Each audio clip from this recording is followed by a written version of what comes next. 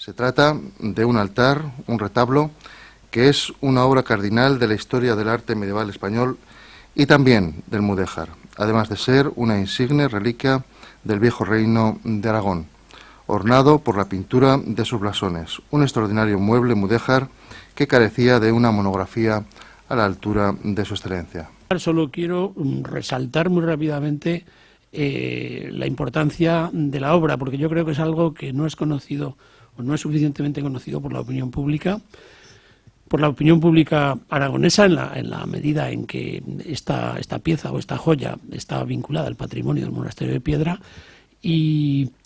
el segundo motivo de satisfacción es, como digo, que la coedición trate sobre este tema, que yo creo que es bastante desconocido por el público en general. Da una conjunción en el plano estético y en el plano ideológico impresionante de lo que eran los cruces de cultura de España y de Europa occidental. Es por eso por lo que es un verdadero monumento de historia de la humanidad, y es por eso por lo que nos ha traído el hacer el esfuerzo a la Academia para conseguir una publicación que estuviera a la altura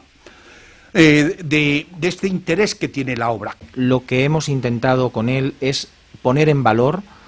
y dar a conocer a la comunidad científica,